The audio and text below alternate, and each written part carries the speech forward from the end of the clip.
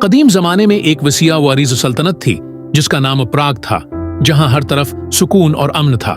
اس سلطنت ہر طرف سکون اور امن تھا کا حکمران ایک عظیم بادشاہ سلطان رشید تھا۔ وہ نہ صرف اپنی بہادری بلکہ انصاف پسندی اور حکمت کے لیے مشہور تھا۔ لیکن سلطنت کے قریب ایک پراسرار جنگل تھا جس کے بارے میں لوگوں میں بہت سی خوفناک کہانیاں مشہور تھیں۔ اس جنگل میں ایک بدنام چڑیل کا بسیرا تھا جس کا نام زہرہ تھا۔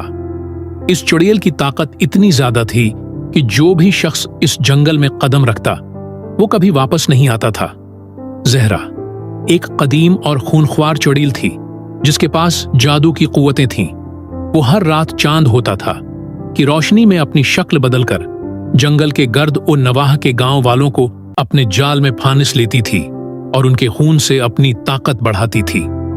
لوگ اس چڑیل سے اتنے ڈرتے تھے کہ وہ اپنے گھروں سے باہر تک نہ آتے اور راتوں رات درختوں کے نیچے سو جانے والے کسانوں تک کو وہ اپنے جادو کے ذریعے قتل کر دیتی۔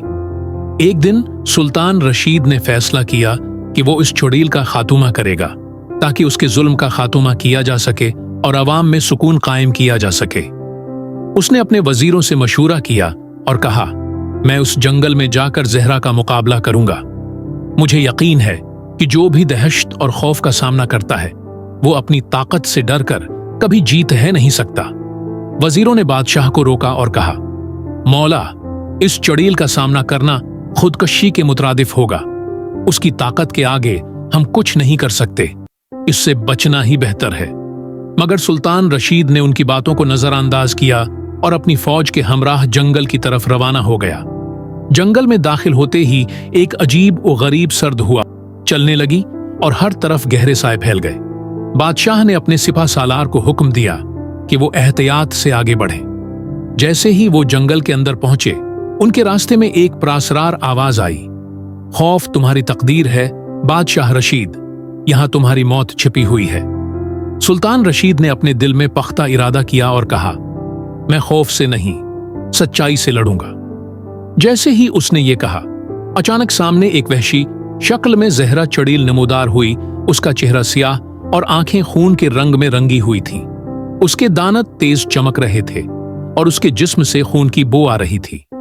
زہرہ نے خونخوار مسکراہٹ کے ساتھ کہا، تم نے اپنی موت کو دعوت دی ہے سلطان رشید، تم یہاں سے واپس نہیں جا پاؤ گے۔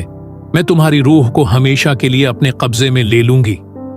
بادشاہ نے اپنی تلوار نکالی اور کہا، تمہاری جادوئی طاقت تمہیں کبھی نہیں بچا سکے گی، میں تمہاری حقیقت کو بے نقاب کروں گا۔ زہرہ نے ایک جھٹکے سے اپنی طاقت کا استعمال کیا اور جنگل کی ہوا میں بھاری سیاہ دھواں پھیل گیا۔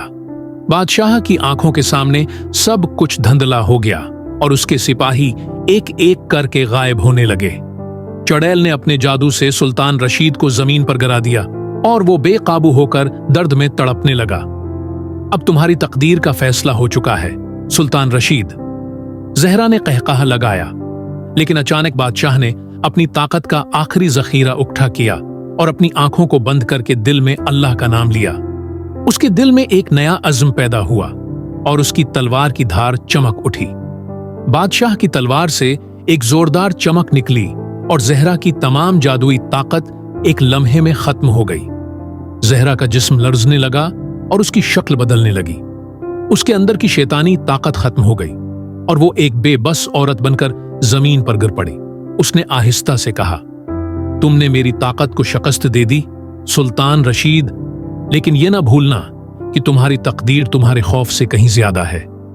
بادشاہ نے اس عورت کی مدد کی اور کہا، اگر تم نے اپنی حقیقت کو پہچان لیا تو تمہاری زندگی میں سکون آ سکتا ہے اور تمہیں دوبارہ کسی انسان کو تکلیف دینے کی ضرورت نہیں ہوگی۔ زہرہ نے اپنا وعدہ کیا اور اپنے جادو کو مکمل طور پر ترک کر دیا۔ وہ اب ایک عام انسان بن چکی تھی اور سلطان رشید نے اسے معاف کر دیا۔ اختتام، یہ کہانی ہمیں سکھاتی ہے کہ خوف کو شکست دینے کا واحد طریقہ سچائی، عزم اور ہمت ہے۔ انسان جب اپنی تقدیر کو سمجھ لیتا ہے اور اپنے اندر کی طاقت پہچانتا ہے تو وہ دنیا کے کسی بھی خوف کو مات دے سکتا ہے۔